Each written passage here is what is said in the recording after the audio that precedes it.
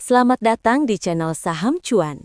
Sebelum kita mulai, saya ingatkan kembali bahwa video ini sepenuhnya hanya untuk tujuan edukasi, bukan ajakan untuk membeli atau menjual saham. Semua keputusan investasi sepenuhnya ada di tangan Anda. Video ini dibuat pada tanggal 26 Oktober 2025 menggunakan data laporan keuangan kuartal kedua tahun 2025 serta harga penutupan saham pada 24 Oktober 2025.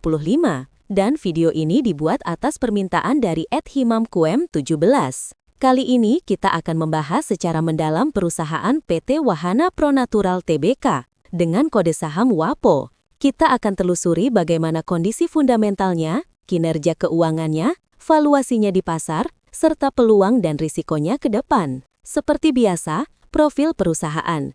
PT Wahana Pronatural Tbk merupakan perusahaan yang bergerak di sektor perdagangan produk agrikultur. Produk yang diperdagangkan cukup beragam, mulai dari rumput laut, beras, kedelai, hingga coklat. Selain itu, WAPO juga memiliki lini bisnis produksi dan perdagangan permen, dengan fasilitas produksi yang berlokasi di Bogor, Indonesia. Produk permennya dipasarkan dengan merek Sunkist Cheng Candy, Pindi Mint Coklat, dan Pindi Fruit Milk. Artinya, WAPO memiliki dua pilar utama. Pertama, komoditas agrikultural yang sangat bergantung pada fluktuasi harga bahan baku.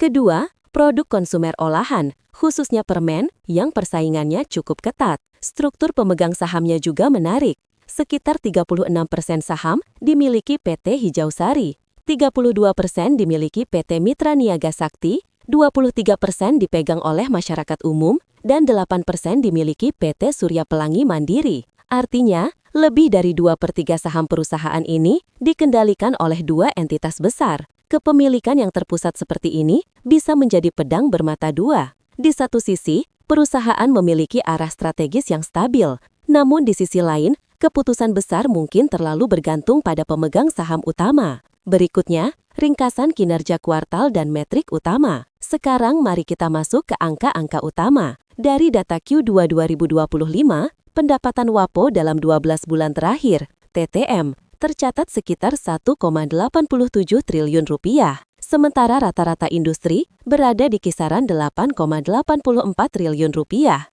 Artinya, WAPO tergolong perusahaan kecil di dalam sektornya.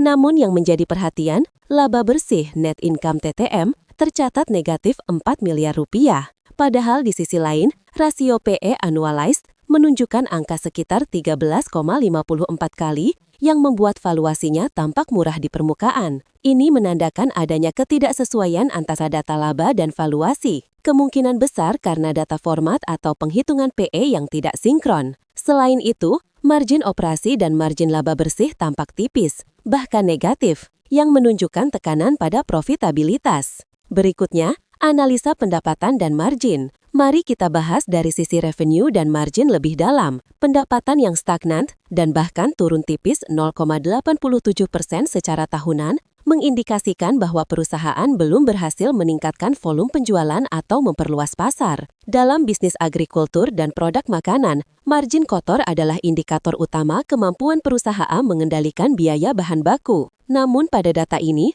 gross margin WAPO hanya sekitar 1,6%, jauh di bawah rata-rata industri yang mencapai 31%. Jika angka ini benar, maka bisa disimpulkan bahwa WAPO sangat tertekan oleh kenaikan harga bahan baku seperti gula, coklat, atau bahan dasar permen lainnya. Selain itu, harga jual produk mungkin belum mampu menutupi biaya produksi dan distribusi. Namun ada dua kemungkinan. Pertama, memang marginnya sangat tipis, artinya bisnis sedang menghadapi tekanan besar. Kedua, bisa jadi data yang diambil belum memperhitungkan penyesuaian akuntansi atau data kuartal sebelumnya. Apapun itu, tekanan margin adalah masalah utama yang harus diselesaikan manajemen jika ingin kembali ke jalur profitabilitas. Berikutnya, profitabilitas dan efisiensi. Sekarang kita lihat sisi profitabilitas dan efisiensi. Return on Assets (ROA) tercatat minus 2,46%.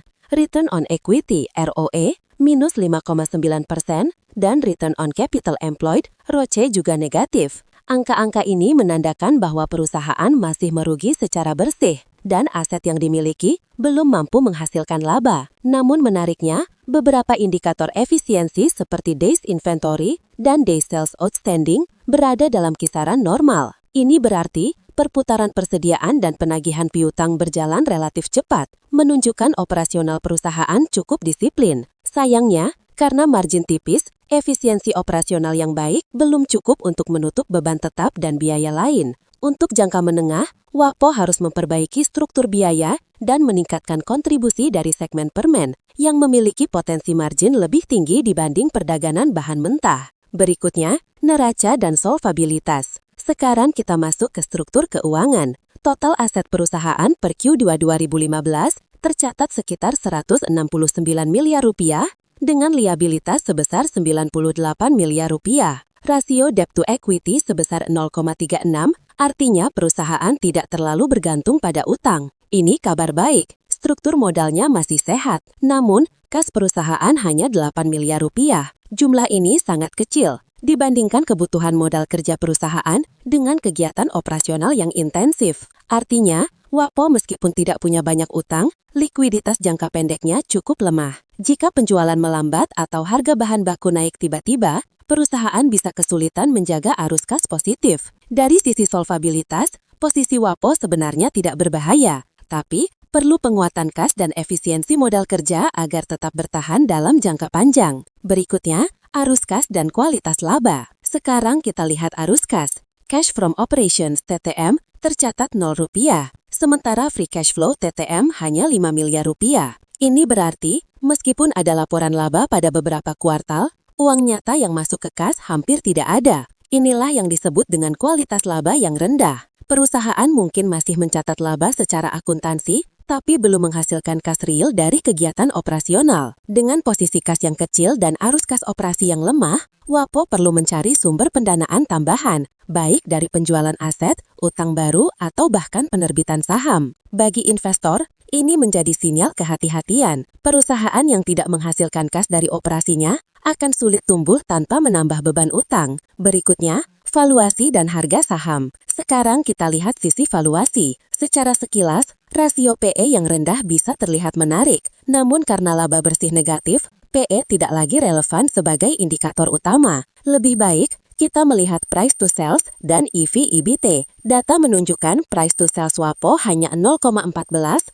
artinya saham ini diperdagangkan jauh di bawah pendapatan perusahaannya. Namun EV/EBT negatif menunjukkan nilai perusahaan lebih besar dari nilai laba operasionalnya. Indikasi bahwa laba operasi belum mampu menutup nilai pasar. Yang menarik, harga saham WAPO naik lebih dari 111% dalam setahun terakhir. Kenaikan ini sangat tajam dan jauh melebihi rata sektor. Ada kemungkinan sentimen pasar, aksi spekulatif, atau ekspektasi perbaikan fundamental menjadi pendorong. Namun perlu diingat, jika perbaikan fundamental tidak segera terlihat, harga saham bisa kembali turun dengan cepat. Berikutnya, risiko serta katalis. Mari kita bahas risiko utama yang harus diwaspadai. Pertama, risiko data dan transparansi. Ada beberapa inkonsistensi angka di laporan yang beredar, jadi perlu untuk memverifikasi ke sumber resmi. Kedua, tekanan margin dari bahan baku agrikultur yang harganya fluktuatif. Ketiga, likuiditas rendah, kas kecil dan arus kas operasi minim.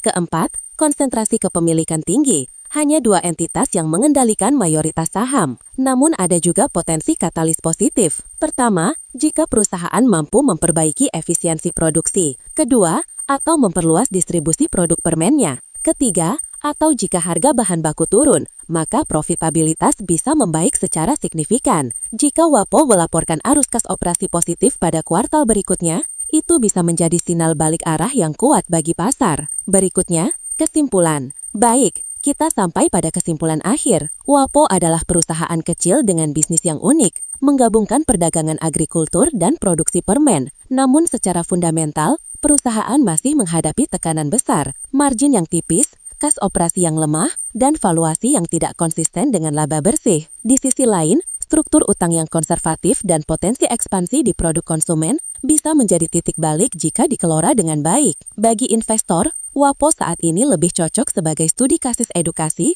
bagaimana sebuah saham yang naik ratusan persen di pasar belum tentu didukung oleh fundamental yang kuat. Jadi, selalu lakukan analisa mendalam, cek laporan keuangan terbaru, dan jangan hanya terjebak oleh kenaikan harga jangka pendek. Terima kasih sudah menonton video ini. Jangan lupa untuk like, subscribe, dan nyalakan lonceng notifikasi agar tidak ketinggalan video analisa saham lainnya di channel Saham Cuan. Sampai jumpa di video berikutnya. Semoga analisa ini menambah wawasan Anda dan membawa manfaat dalam perjalanan investasi.